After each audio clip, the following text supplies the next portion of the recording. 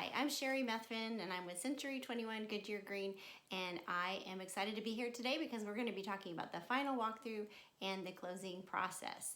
So that's really the party at the end of the process, and so probably the best part of it because you get the keys for your house. But before we get started, I would love it if you would subscribe to my YouTube channel, which is Sherry Sells Homes, and there's no spaces in that, and like my video below.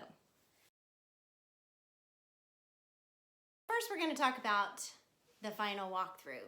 And on the final walkthrough, the inspections are done, the repairs are done, and this is the chance for the buyer to walk through the house and just make sure the repairs were done like they were supposed to, and that everything is the way it's supposed to be. The Oklahoma contract says that when you close on a home, that you accept the property in the condition it's in when you close. So that's just leads to you just want to make sure everything's working properly before you close.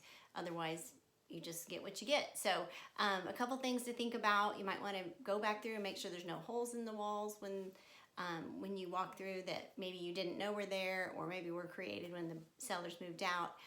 You might want to turn on the hot water heater, make sure the hot water's on.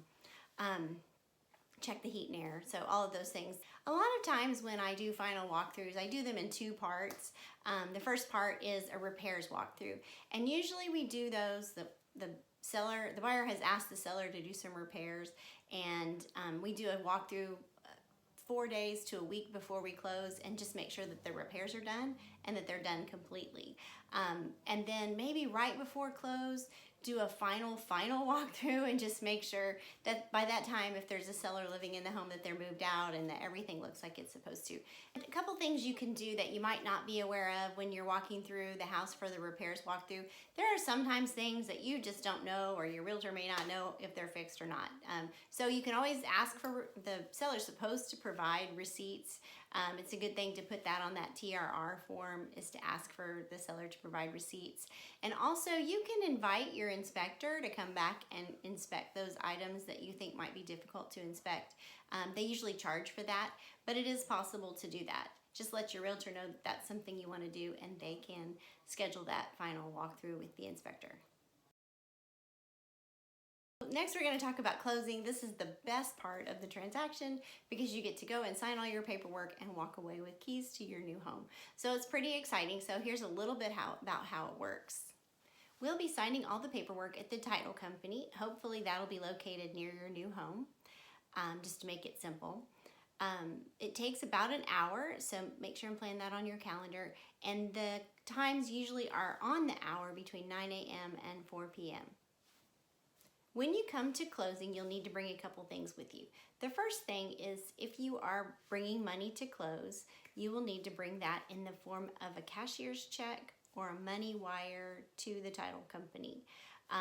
That might be your closing costs and your down payment. If you have those, then you'll need to make sure and send those ahead of time. You'll find out about those, what the exact amount will be, about 3 days to 7 days ahead of time. So you'll have time to set up that wire or to pick up that cashier's check from your bank. The second thing you need to bring is a valid driver's license. Make sure and check the date on it, because it has to be a valid driver's license. They just want to prove you are who you say you are. And also, if you don't have a driver's license, they do have a list of other official documents that we can check and see if you have those documents instead. And the third thing, if you are married, regardless of who's on the loan, if both of you are on it or just one of you's on it, you both need to come to closing, because there are some documents for, even if your spouse isn't on the loan, they might have to sign a couple things. So you need to definitely bring them to closing. Once all the paperwork is signed, you get your keys and your garage door openers. Sometimes they'll have codes for, like, the little thing outside your garage that you can put the code in and get in. I guess it's called a keypad. The keypad outside your garage door. Maybe there's some security codes that they'll be able to give you. And you get, in Oklahoma anyway, you get possession of your house at that point. So that is very exciting. Yay, you get to leave there and you're a homeowner. So very exciting. Couple things to think about before you get too far into it is you want to probably get your locks changed on the house. They may have had, this previous owners might have given the keys to a neighbor or to somebody else, and you don't want that to be a problem. So you'll go ahead and get the locks changed if you can.